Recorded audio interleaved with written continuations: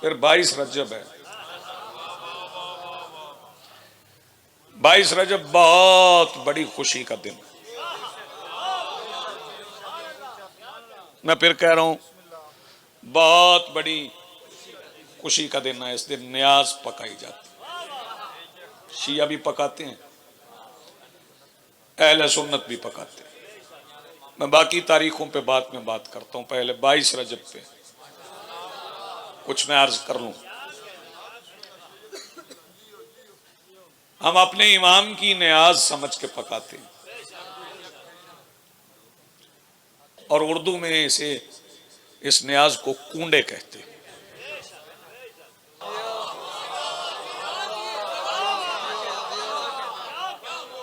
मैं शियों सुन्नियों को, बिरादरान अहले सुन्नत को भी शामिल करके वजह बता दूं कि हम कूंडे क्यों पकाते।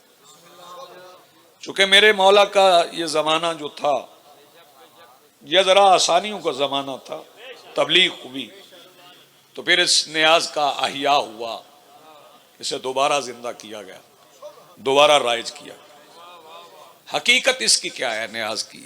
इस न्याज की हकीकत यह है कि 22 रजबुल मुरज्जब से लेकर 27 रजबुल मुरज्जब तक सरकार अबू तालिब के घर में दावत ज़िल अशीरा हुई थी। शाबाश, जो हाथ उठा सके हैं, जो तायीद कर सके। जी बिस्मिल्लाह।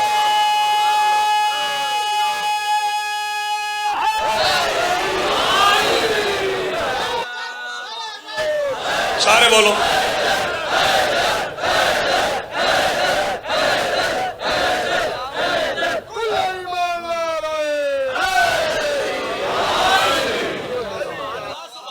जी जी बिस्मिल्लाह। 22 से 27 रजब तक दावत ज़िल अशीरा हुई थी। और दावत ज़िल अशीरा जिन्होंने सुन रखी है, कुछ 3 दिन कहते हैं, लेकिन मुख्तलिफ रिवायात मौजूद हैं, ज्यादा दिन भी हैं। कुछ दिन अबू लहब बोलने नहीं देता था सरकार दो आलम को। सरकार कुछ कहना चाहते थे, वो पहले ही उठ जाता था, लंगर टिका के करता था, मजलिस नहीं सुनता था।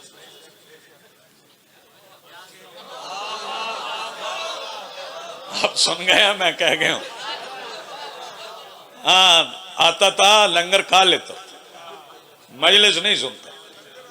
बस तब से जितने अबू लहब है उनकी आदत है, लंगर कर लेते हैं, मजलिस नहीं सुनते।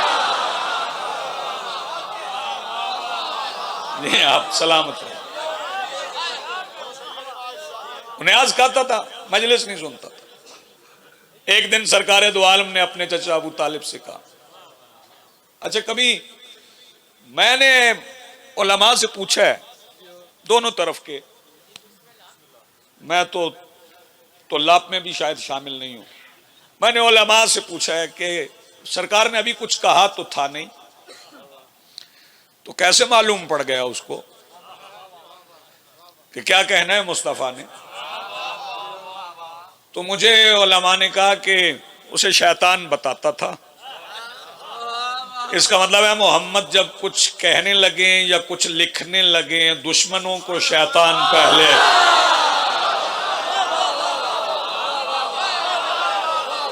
जी सलामत रहें, बहुत शुक्रिया, बड़ी मेहरबानी। मिलके बोलो जी, हैदरी, बहुत शुक्रिया। उन्हें क्या शैतान उठाता था। तो सरकार दो आलम ने चचा से कहा, चचा ये तो कुछ कहने नहीं देता।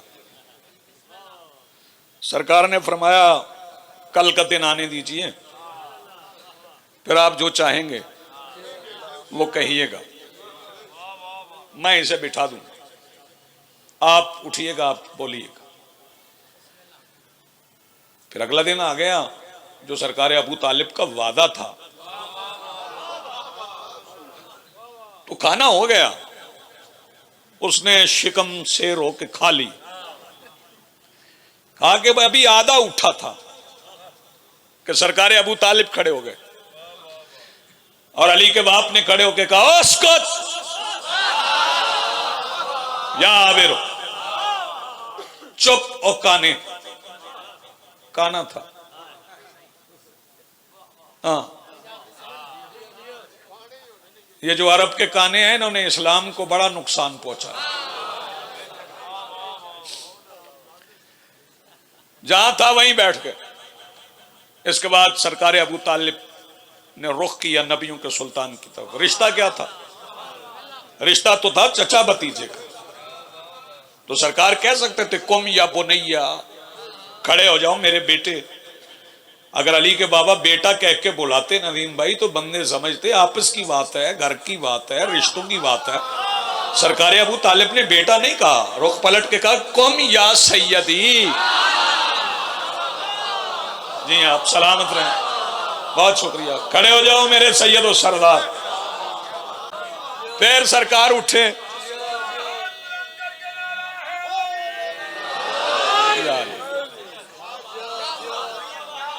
इमामुल अंबिया उठे,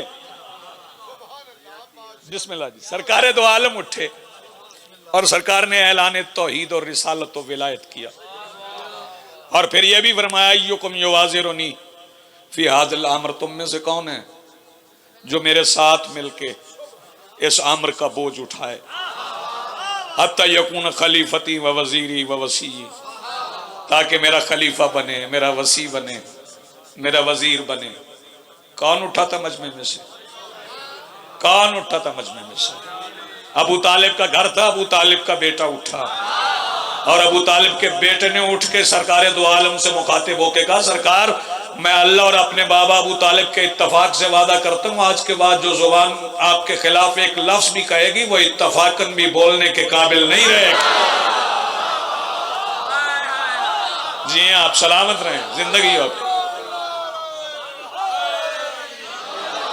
ये वादा मेरे मौला अली का।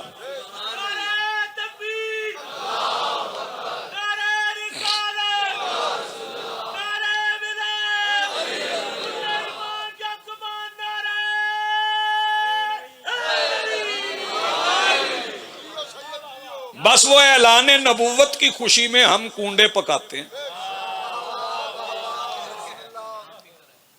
सुना नहीं आपने? जैसे जैसे ऐलान नबूवत की खुशी है वो कूंडे पकाता भी है, वो खाता भी। पता नहीं खीर किसे हजम नहीं होती। आपने गौर ही नहीं फरमाया, मैं कुछ कह गया हूं आपसे।